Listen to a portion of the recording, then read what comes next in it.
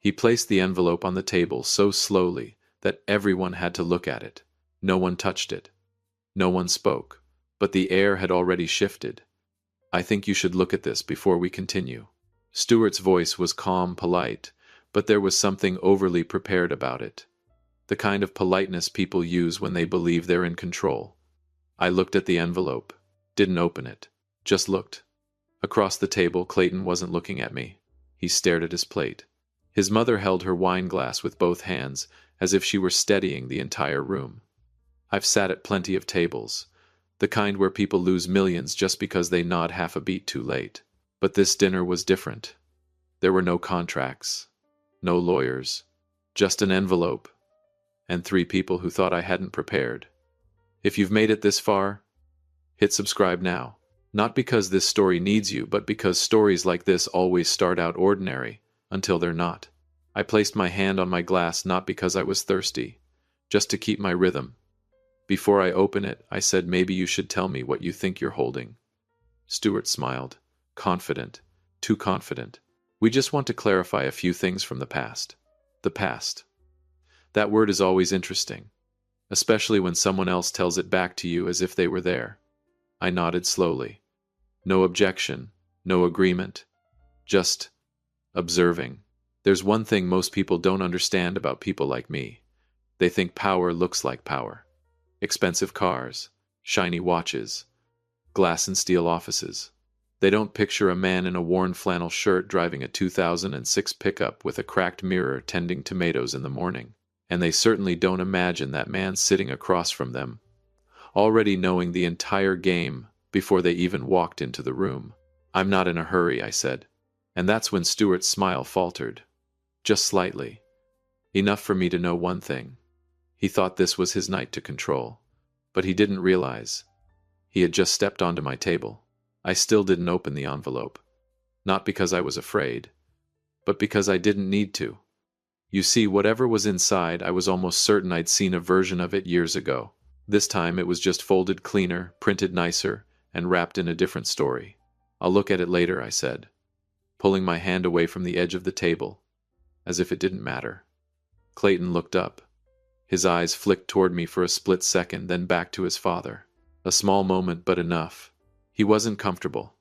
And more importantly, he didn't know the full story. "Good.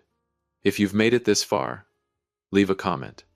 I want to know what you'd do in my place. Open the envelope right away. Or let the other side lose their patience first." Stuart cleared his throat like he needed to reclaim control. "Frank, this doesn't have to be complicated. We just want fairness." Fairness. I've heard that word many times in my life, usually from people who show up late and still want to rewrite the rules. "I'm always in favor of fairness," I said, "but I like to understand the rules first." I leaned back, letting the worn flannel shirt show clearly the one Norma had been eyeing since the start of dinner. Her gaze passed over it again, quicker this time, and no longer confident. They had judged me the moment I walked in. That was their first mistake. The second was thinking Clayton was the only bridge between us. The truth is, Clayton never really knew where he was standing. 3 months before he ever stepped into my house, I already knew who he was. Not just a name, the full file. His record. How he handles pressure. The way he speaks when he thinks no one important is listening. I don't believe in luck, especially not when it comes to my daughter. Lacey calls it over-control. I call it responsibility. "Where is Clayton working again?" I asked, like it was just small talk. He answered immediately, reflexively. "Colton Marsh Industries." I nodded slowly, as if I were hearing the name for the first time. "Good company." Stuart cut in, a hint of pride in his voice. He was headhunted. Very competitive selection process. I looked at him, holding the gaze just long enough to make him uncomfortable. "I'm sure it was. If you're still here, don't leave yet. Because everything you've heard so far isn't even the interesting part. Because what no one at this table knows except me is that Clayton doesn't just work for a good company. He works for me. And I'm the one who put him in that chair." Clayton didn't know. That was the most important part of this entire story. Not the envelope, not Stuart, not whatever was sitting on the table tonight. Just this one simple truth. For 14 months, he walked into the office every morning, sat down in that chair on the 19th floor, signed off on decisions worth millions, without ever knowing who had put that chair there in the first place. Me. I didn't say it. Not yet. I just watched him. The way his breath slowed by half a beat when Stuart talked about fairness. The way he didn't fully agree, but wasn't certain enough to push back. A man standing between two versions of reality. If you've made it this far, leave a comment. Who do you think Clayton should stand with when everything comes apart? I genuinely want to hear your thoughts. 14 months is long enough to understand a company, I said, as if it were just casual conversation. Clayton nodded automatically. Yes, I think so. I think so. Not I know. Not I'm certain. Just, I think. I tilted my head slightly. Then have you changed anything? A simple question, not a harmless one. Clayton paused, then answered slower this time. We restructured the distribution chain in the Midwest. Saved about $4 million a year. I nodded. Not too fast, not too slow. I knew that number. I'd known it before he even submitted the report. But what mattered wasn't the number. It was how he said it. No showing off. No reaching for approval. Just a clean, grounded fact. Good. Very good. Norma smiled a little more confident this time. We always knew Clayton would do something big. I turned to her, voice steady. I think so too. And I wasn't lying. That was the part that made everything that complicated. If you're still here, don't skip this part. This is where the story begins to turn, and you'll want to see it through. Stuart tapped the envelope lightly. A reminder that his card was still on the table. Frank, we shouldn't get off track. I glanced down at the envelope, then back at him. We were never on track to begin with, I said. The air dipped again. But this time it felt different. This time they weren't waiting for me to react. I was waiting to see who would crack first. Because for 14 months, in every decision Clayton made, in every move he believed was his own, I had been there. Not to control. To observe. And what no one at this table understands is this. Tonight isn't where things begin. It's where everything gets revealed. I looked at Clayton again. 14 months. Long enough for a man to believe he's in control of his own life. Long enough to think everything he's achieved belongs entirely to him. And tonight, he invited me here. Not as a father, but as an outsider. Frank, my parents are in town this weekend. Clayton had said, his tone completely casual. They'd like to meet you. Just dinner. Just dinner. I've heard that before. Usually, right before things stop being simple. If you've made it this far, follow the channel. Stories like this always begin with invitations that sound harmless. Where, I asked. Aldridge's. I knew the place. Not because I go there, but because I know the kind of people who choose places like that. No prices on the menu. Staff who say your name like they've known you for years. Every detail designed to make you feel like you belong to a certain tier of the world. I said I'd come, not because I wanted to, but because a small feeling, very small, had already started the moment Clayton said they'd like to meet you. Not worry. Just familiarity. If you've ever had a gut feeling you couldn't explain, drop instinct in the comments. I want to know if you believe in it. That night I arrived 5 minutes early. You never arrive exactly on time when you're not sure what you're walking into. Clayton was at the door, coat, sharp hair in place, everything exactly where it should be. He looked at me. His eyes lingered on my flannel shirt a second longer than usual. You look good, he said. I found parking, I replied. He smiled. A real one, but brief. Inside, Stuart and Norma were already seated. That detail mattered. People who want control always arrive first. Stuart stood up, shook my hand with both of his. Warm. A little too warm. Norma touched my arm lightly, her voice carrying that practiced warmth. I've heard so much about you. I believed her, but I also knew what she heard didn't come from me. We sat, ordered, talked. Clayton spoke about work. Careful. Not too deep. He thought he was protecting information. Stuart nodded more than necessary. Norma smiled at the right moments. Everything. Smooth. Too smooth.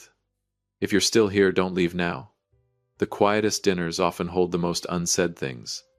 40 minutes passed. Just when I started to think maybe I had misread the situation, Stuart reached into his jacket and pulled out a cream-colored envelope. He placed it on the table right in front of me. Slow, precise, intentional. Clayton looked down. Norma held her wine glass. And me. I had only one thought. So this is where the real dinner begins. I didn't reach for the envelope right away.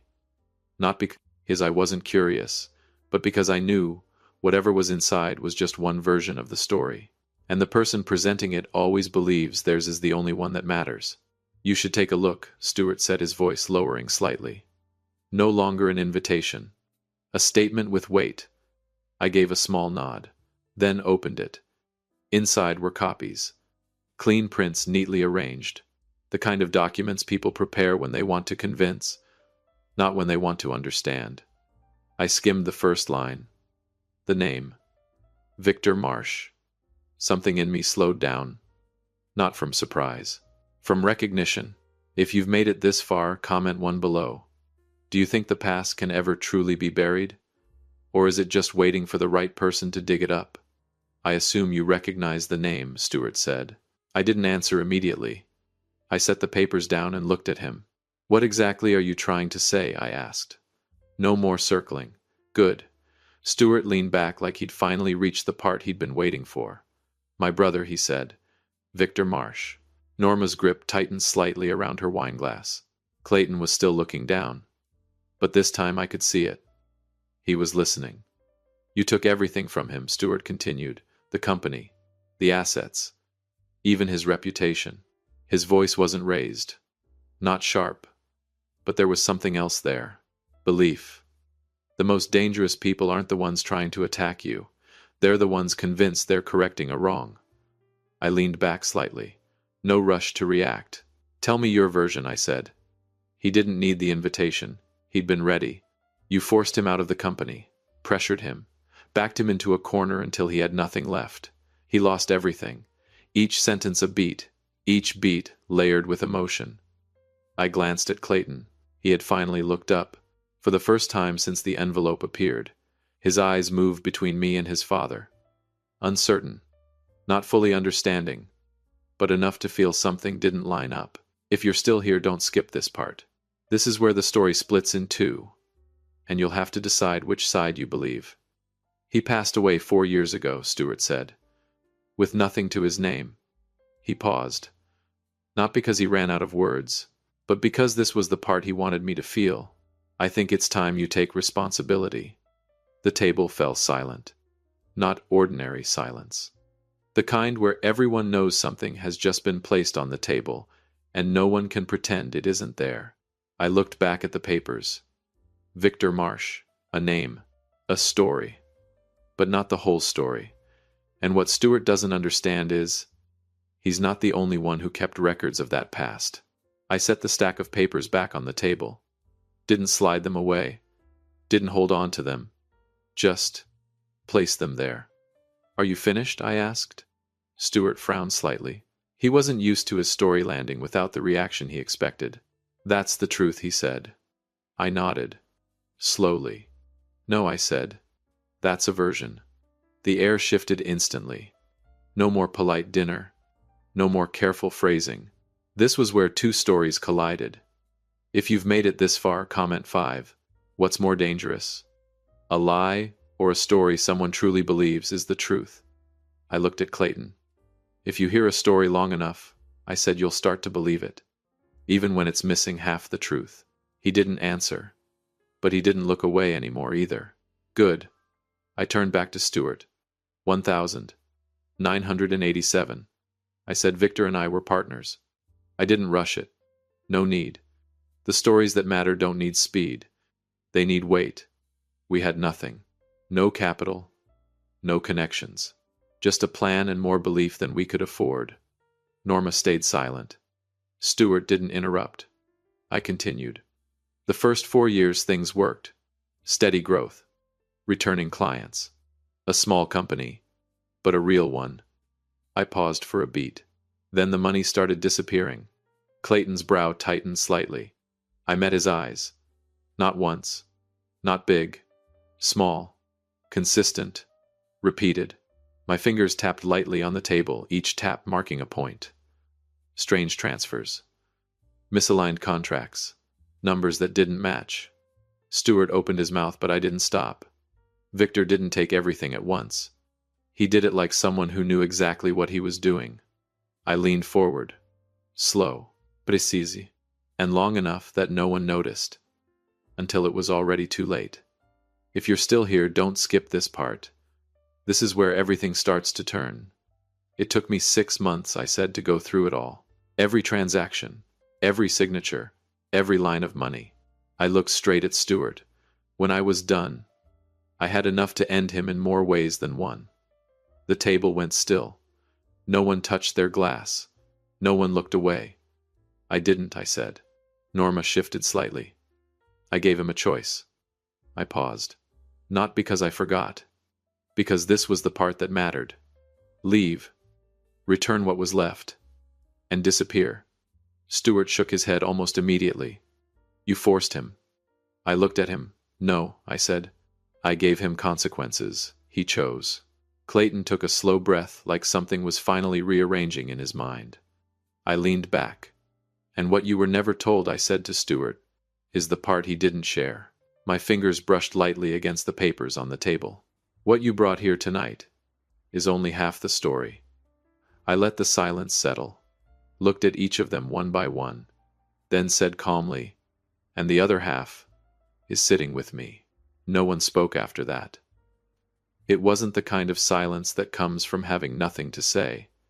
It was the kind that comes when everything has just shifted places. Stuart looked at me. No smile, no certainty, just something trying to hold its shape. You're saying you have proof, he asked. I'm not saying it, I replied. I brought it. I reached into my jacket. No rush, no performance. Then placed another envelope on the table. Not cream, not thick, not carefully chosen, but enough. If you're still here, don't leave. Drop a question in the comments. Who do you think is actually controlling this conversation right now? Stuart looked at my envelope. Didn't touch it. For the first time, he hesitated. I nudged it slightly toward him. You can look, I said. Or not. It doesn't change the truth. Norma glanced at him. The confidence was gone. What remained was waiting. Clayton was fully locked in now. I continued, my voice steady. Inside are copies of transactions from our joint account. Dates, amounts, destinations. I paused. A separate company. Registered under Victor's wife. Stuart's hand tightened. I also have correspondence, I said, where he outlines a plan to build a competing company, using our own clients. No one interrupted. No one pushed back. Because pushing back now required evidence. And I knew I had it. If you're still watching, leave a comment. What would you do if you realized the story you believed for years was only half true? Stuart finally opened the envelope. Not fast, not slow, just because he had no choice left. He flipped the first page, then the second. I didn't need to look. I knew what he was seeing. The confidence drained from his face piece by piece. Not dramatic, not sudden, just gone. That's not possible, he said quietly. I understand, I replied. I thought the same. At first, Clayton looked at his father, then back at me. This time his eyes weren't searching for answers. They were measuring. I recognized that moment. The moment someone stops believing what they've been told and starts thinking for themselves. Norma set her glass down, didn't drink again. Stuart turned another page, then stopped. You kept all this, he asked. I built everything from it, I said. Not a direct answer, but the true one. If you're still here, don't leave yet. Because this is no longer about right or wrong. It's about who accepts the truth first. I leaned back. No need to say more. Because now the story wasn't in what I said. It was in what they had just seen. And in that moment, I knew the board had changed hands. Stuart didn't keep reading. He held the page in his hand as if not turning it would somehow keep what he'd just seen from becoming fully real. But truth doesn't work like that. This doesn't match what I was told, he said, his voice lower now. That's the problem with inherited stories, I replied. They change depending on who tells them. Clayton was still silent. But this silence wasn't avoidance anymore. It was processing. If you've made it this far, leave a comment. Have you ever realized someone you trusted might have been wrong about something important? Stuart set the papers down, not as carefully as before. So you're saying everything my brother told me wasn't true, he asked. I'm saying, I replied, he told a version that was easier for you to accept. Norma turned to Stuart. For the first time all evening, she had nothing to add. Clayton took a breath, then finally spoke. Dad, just one word. But it cut clean through the room. Stuart didn't look at him right away. Did you know all of this? Clayton asked. The question wasn't loud, wasn't sharp, but it was precise. Stuart hesitated. I knew there were problems, he said, and I knew our family was hurt. Clayton nodded, not agreeing, not disagreeing, just taking it in. If you're still here, don't skip this part. Because now the story isn't about the past anymore. It's about the choice in front of them. I looked at Clayton. If you were in my position, I said, what would you do if you discovered your partner was building another company using your work? He didn't answer immediately. He looked down, then back at me. I'd confront it, he said, and set consequences. I nodded. That's all that happened. Stuart shook his head, but the certainty was gone. You pushed him out, he said, weaker now. I gave him a choice, I repeated. He decided. Norma let out a quiet breath. Clayton looked at his father. This time longer. Did you ever know the full story, he asked. Not about the documents. About the truth. Stuart didn't answer. And sometimes, silence is the clearest answer in the room. If you're still here, leave your thoughts. Would you trust the evidence in front of you? Or the story you've believed for years? I leaned back. Nothing more needed. Because now the conflict wasn't between me and Stuart. It was between a father and a son who was beginning to see him clearly for the first time. No one touched the food anymore. Everything that needed to be said had been said. Everything that needed to be seen was already on the table. But one thing still hadn't been placed there. The most important thing. I looked at Clayton. No rush. No pressure. Do you have any questions? I asked. He hesitated for a second, then nodded. Yes, he said. Why do you know so much? A fair question. A question he should have asked a long time ago. If you've made it this far, leave a comment. Have you ever realized you were in a situation where nothing was what you thought it was? I placed both hands on the table. Light. Steady. How do you think you got that job? I asked. Clayton frowned. I was headhunted, he said, through a recruitment firm. I interviewed with a panel. I nodded. That's right, I said. All of it is. He waited. Stuart did too. But this time I didn't let the silence stretch. That recruitment firm, I said, works for me. Clayton didn't react immediately. Just froze. The panel you met, I continued, reports directly to me. A beat. And the position you've held for the past 14 months, I looked straight at him, is in a company I fully own. No one spoke. No sound. No dramatic reaction. Just a silence heavier than before. If you're still here, don't leave.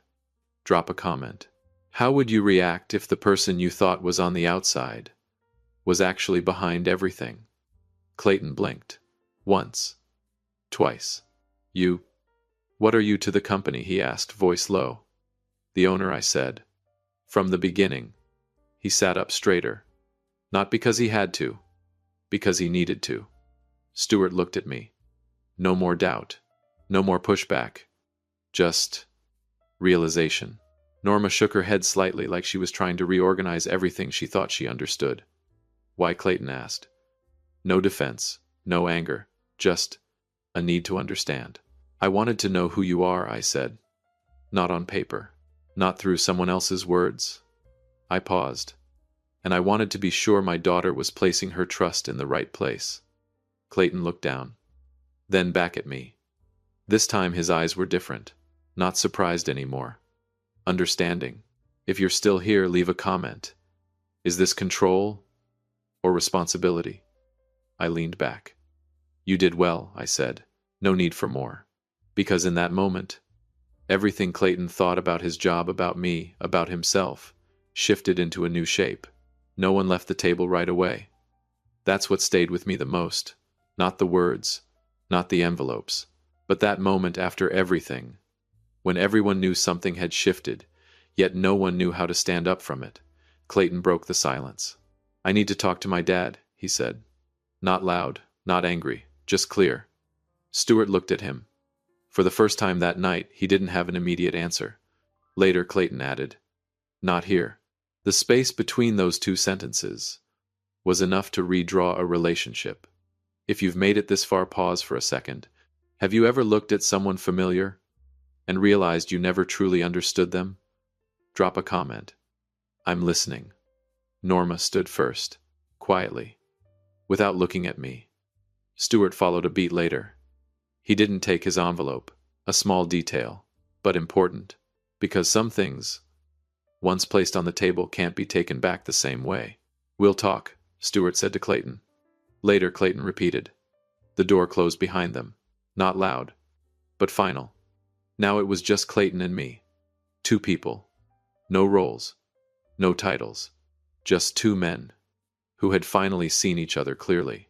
You didn't tell me earlier, Clayton said. You didn't ask, I replied. He nodded. No argument. A pause, but this time it could breathe. If you're still here, tap like. Not for me, but because stories like this only matter when someone stays to hear the whole thing. Monday, I said we talk again. Not as father-in-law and son-in-law. Not as owner and CEO. He looked at me. As two people who know the truth. He exhaled, lighter. All right. We ordered dessert. Not to eat. Just to end the night on our own terms. On the way home, one thought stayed with me. People think power is about winning a confrontation.